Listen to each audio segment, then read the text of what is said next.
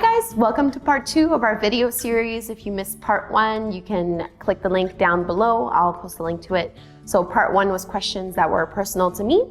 Part 2 are yoga questions. So I got a little bit more of those. Let me start. I'm just reading the questions here on my phone.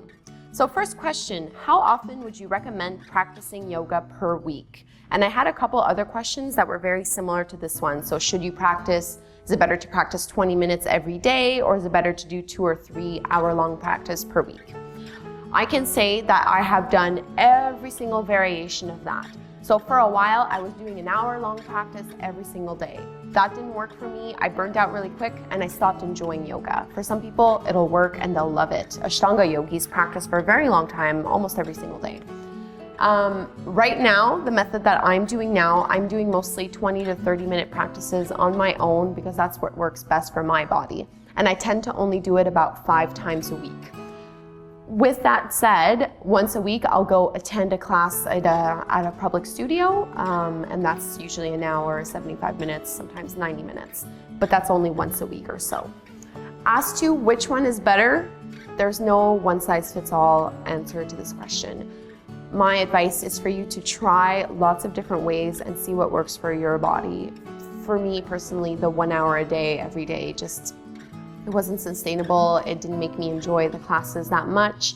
And I was kind of losing my fire with yoga. I was a little bit more prone to injury. So it just didn't work. But that doesn't mean that it wouldn't work for you. So try it out, start with 20 minutes and maybe build up after that. Second question, how can someone be motivated to do yoga every day, even in winter? And holy crap, I know what you mean. I live in Ottawa, Canada, and it gets really cold here in winter. And when I get into my little yoga room in my house, it's pretty much freezing, and the last thing I want to do is put on little yoga clothes and start moving around because I'm cold and I don't feel like it, and all you want to do is kind of eat food and snuggle up and just not be bothered with yoga. So to push through it, something I've done, it sounds silly, but it's honestly made a huge difference. I bought a space heater. So I have a little space heater that I put in my yoga room now, and I just turn it on. It heats up the room super quickly. And it makes me a lot more inclined to go in it and get my practice on. Something else that I like to do in the winter is to attend hot yoga classes. I swear there's no better feeling than waking up, it's super freezing, and you're thinking, oh my God, I cannot wait to go into the hot yoga studio because it just feels amazing. You step in there and it's like it's summer all over again, and it really kind of refuels your practice.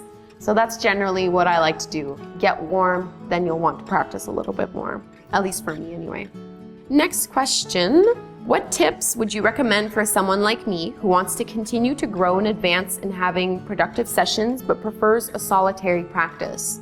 So a lot of people who are watching my YouTube channel and doing my classes do it because they prefer to do yoga at home instead of going to studios, which I really understand, and that's personally what I've been doing for the past 1.5 years. I only go to studios once a week, sometimes I'll even skip it. But the disadvantage of only doing yoga at home without having a teacher is you don't really have the benefit of having a teacher there to correct you, to show you different variations and modifications of the pose, or to give you any hands-on adjustments, and that can kind of stunt your growth.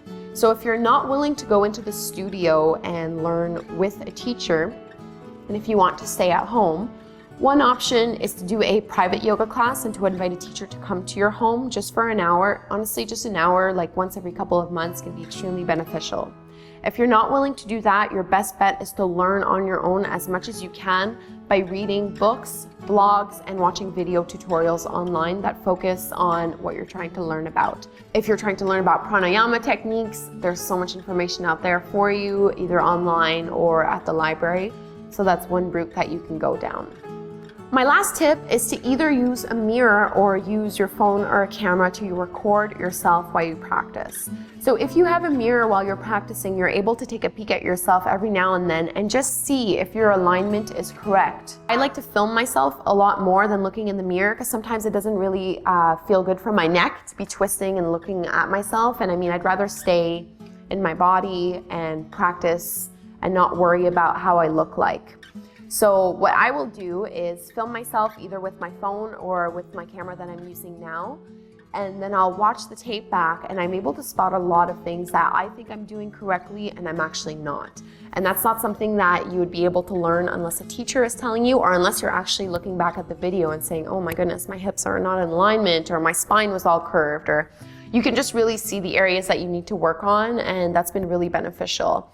It can be weird to see yourself on video. I mean, by now I'm used to it, but at first you might find it a little strange, but I suggest it. It's extremely helpful. You will learn a lot about yourself and the way you practice yoga. How often should one practice specific poses to build strength or flexibility in that pose? For example, if I want to be able to do crow pose, should I practice that pose once a day or every other day? In addition to taking a class, should I supplement my practice with specific poses I would like to accomplish and am working on? Yes. So this is a long question, but I completely understand what you mean. So handstand is something that I'm trying to improve on in my practice. They're pretty wobbly. So I practice them every single day. I try not to miss a single day where I don't do at least one handstand. If crow pose is something that you're trying to work on, yeah, do practice it every single day. Of course, if you're going to do that, there are other key factors that you need to keep in mind. So crow pose can be pretty challenging on the wrists. So if you're going to be doing it every day, you also need to be warming up and stretching your wrists to make sure that you're ready for the pose. So for handstands, for example, what I do is every time I go up the stairs, before I go up, I kick up against the wall. So that every time I'm going up and down in my house, I know I've done a couple. When I'm attending a yoga class, so a public yoga class, the teacher won't always do all the poses that you're specifically working on, especially if you're going to an all levels class and you're a bit more of an intermediate or advanced student. Chances are there's a lot that you wanted to do that you didn't have a chance to do in the class. I pretty much always stay in the studio 10 or 15 minutes after the class is over to practice the stuff that I want to work on. I always find that I'm much stronger and much more flexible after doing an hour-long session of yoga. So these poses feel much easier in my body, and I'm able to get a lot more progress in that way.